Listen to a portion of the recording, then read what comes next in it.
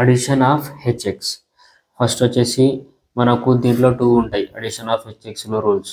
First వచ్చేసి Markovnikov rule ఉంటుంది, next వచ్చేసి యాంటీ మార్కోనిక్ ఆఫ్ రూల్ ఉంటుంది. సో హైడ్రోజన్, హెచ్ అంటే హైడ్రోజన్, ఎక్స్ అంటే halogen group, BrFClI. Okay, Markovnikov rule is only applicable for unsymmetrical alkene. అంటే ఇది only unsymmetrical ఆల్కిన్స్కే applicable అవుతుంది. అన్సిమెట్రికల్ ఆల్కిన్స్ అంటే ఏంటివో ఇప్పుడు ఫస్ట్ వచ్చేసి సిమెట్రికల్ ఆల్కిన్స్. సిమెట్రికల్ ఆల్కిన్స్ని ఏమంటాం? ఆల్కిన్స్ అంటే ఏంటివి? C double bond C. Okay, C double bond Cని పట్టుకోండి. మీరు పట్టుకున్నప్పుడు మనకు 2 సైడ్ ఏవైతే ఉన్నాయో సేమ్ సబ్స్టిట్యూయెంట్స్ ఉంటే దాన్ని మనం సిమెట్రికల్ ఆల్కిన్స్ అంటాం. ఫర్ ఎగ్జాంపుల్ ఇక్కడ C డబల్ బాండ్ C ఉంది. ఓకే, ఇది ఆల్కిన్.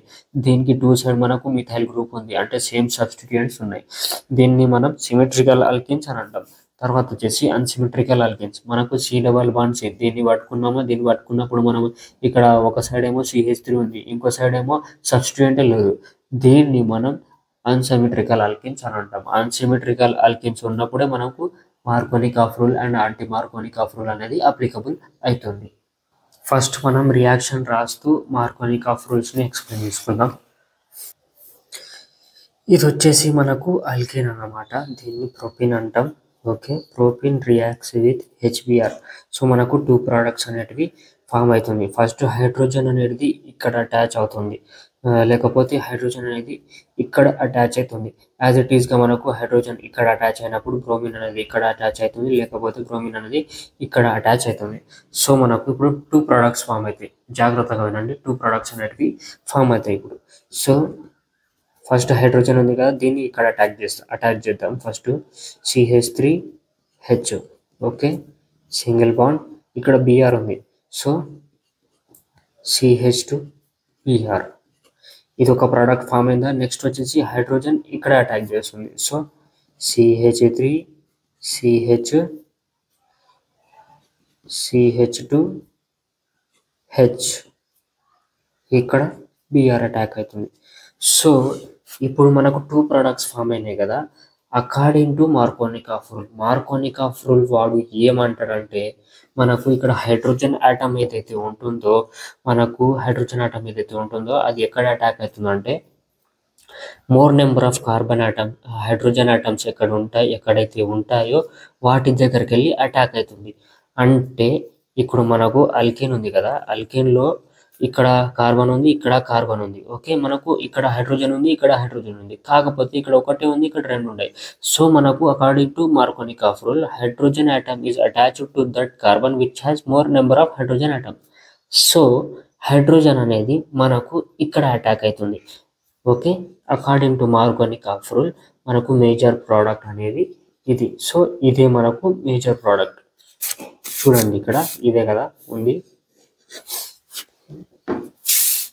ఇక్కడ చూడండి ఏమన్నాడు వీడు. According to Markovnikov rule during the addition of HX the hydrogen atom is added to that carbon which has maximum number of hydrogen atoms.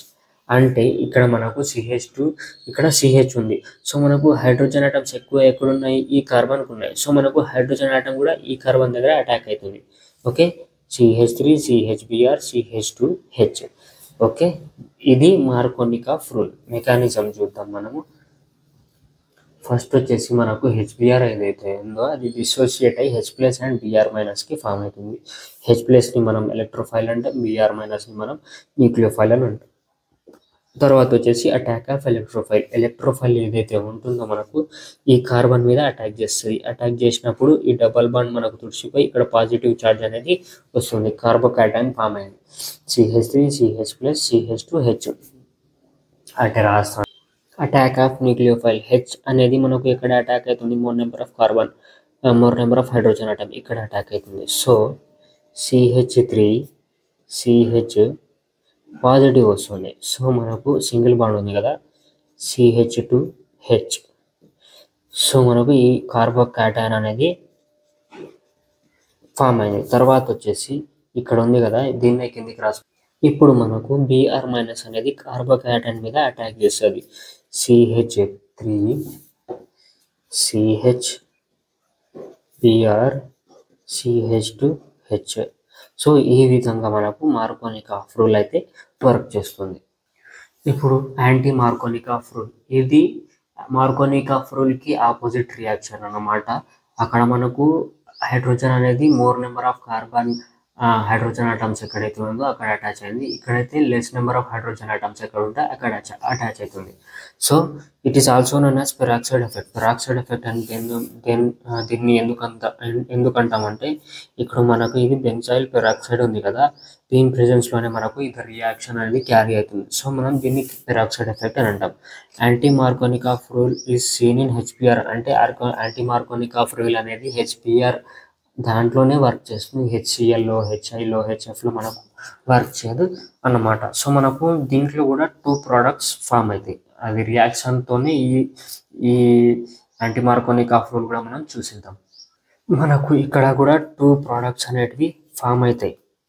So H అనేది ఇక్కడ attack కావచ్చు, లేకపోతే హెచ్ అనేది ఇక్కడ అటాచ్ కావచ్చు. సో మనకు first product ఇది ఇక్కడ అటాక్ అవుతుంది. సో హెచ్ అనేది, so CH3 CH H, okay, CH2 Br, next వచ్చేసి CH3 CH మనకు Br ఇక్కడ అటాక్ అవుతుంది, లేకపోతే ఇక్కడ అటాక్ అవుతుంది. సో మనకు 2 ప్రోడక్ట్స్ ఫామ్ అయినాయి. కాకపోతే ఇప్పుడే మనకు యాంటీ మార్కోనిక్ ఆఫ్ రూల్ అనేది వస్తుంది. వాడు ఏమంటాడు, హైడ్రోజన్ ఆటమ్ ఏదైతే ఉంటుందో ఆ యొక్క కార్బన్కి అటాచ్ అవుతుంది ఎక్కడైతే హైడ్రోజన్ ఆటమ్స్ తక్కువ ఉంటాయి. అంటే ఇక్కడ మనకు అల్కేన్ ఉంది. సో మనకు ఇక్కడ 2 హైడ్రోజన్లు ఉన్నాయి, ఇక్కడ ఒకటే హైడ్రోజన్ ఉంది. సో మనకు according to anti Markovnikov rule ఇక్కడ హైడ్రోజన్ ఆటమ్ ఏదైతే ఉంటుందో ఇక్కడ వచ్చి అటాచ్ అవుతుంది. సో మనకు అప్పుడు మేజర్ ప్రోడక్ట్ ఏమై వస్తుంది, ఇదే మేజర్ ప్రోడక్ట్ అయి వస్తుంది. ఇదే మనకు యాంటీ మార్కోనిక్ ఆఫ్ రూల్ యొక్క ప్రోడక్ట్ అన్నమాట. రైట్, నేను ఇక్కడ ఒకటే ఎందుకు రాసినానంటే మేజర్ ప్రోడక్ట్ అనేది మీకు ఒకటే ఫామ్ అవుతుంది. ఆ రూల్ ప్రకారంగా నేను హైడ్రోజన్ ఆటమ్ డైరెక్ట్ ఇక్కడ కార్బన్ ఎక్కడైతే హైడ్రోజన్ ఎక్కడైతే లెస్ ఉందో అక్కడనే రాసేసిన. సో ఒక్కటే రాయడం కూడా చాలు, అదే enough according to rule. Okay, ఇప్పుడు రూల్ చదువుకుందాం మనం. According to Markovnikov rule the hydrogen atom is attached to that carbon which has less number of hydrogen atom and Br to that carbon which has more number of hydrogen atoms. Simple, ఏం లేదు. Hydrogen atom ఏదైతే ఉంటుందో తక్కువ hydrogen ఎక్కడైతే ఉంటుందో అక్కడ attach అవుతుంది. తర్వాత వచ్చేసి Br ఒకటే మిగులుతుంది కదా, Br వచ్చేసి ఇక్కడ అటాచ్ అవుతుంది. సో తర్వాత వచ్చేసి మనకు మెకానిజం, దీని మెకానిజం కూడా important. So peroxide dissociates and gives alkoxy free radical. Peroxide ఇది ఇక్కడ వరకు బెంజైల్ గ్రూప్, ఇవి 2 వచ్చేసి పెరాక్సైడ్, మళ్ళీ ఇది బెంజైల్ గ్రూప్. సో మనకు బాగా గుర్తుపెట్టుకోండి, బాగా వినండి క్లాసు. ఇక్కడ మధ్యలో దీన్ని బ్రేక్ చేయండి. మధ్యలో బ్రేక్ చేస్తే మనకు 2 వస్తాయి. C6Hy double bond free radical వస్తుంది, C6Hy double bond free radical 2 వస్తాయి కదా.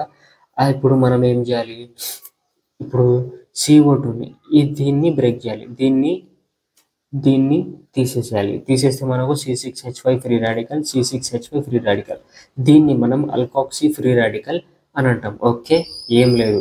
ఫస్ట్ వచ్చేసి ఈ మధ్యలో దీన్ని బ్రేక్ చేయాలి, తర్వాత వచ్చేసి మళ్ళీ CO2ని బ్రేక్ చేయాలి. C6Hy అల్కాక్సీ ఫ్రీ రాడికల్ అనేది వస్తుంది.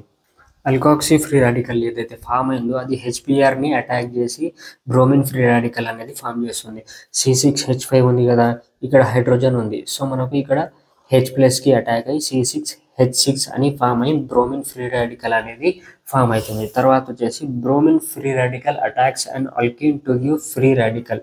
అల్కిన్ ఫ్రీ రాడికల్ ఇస్తుంది, అంటే ఫ్రీ రాడికల్ అనేది మళ్ళీ ప్రొడ్యూస్ అవుతుంది. బ్రోమిన్ అనేది ఇక్కడ అటాక్ చేస్తుంది, దీనికి అటాక్ చేసి మనకు ఇక్కడ మనకు ఫ్రీ రాడికల్ అనేది ప్రొడ్యూస్ అనేది అవుతుంది. So alkene free radical.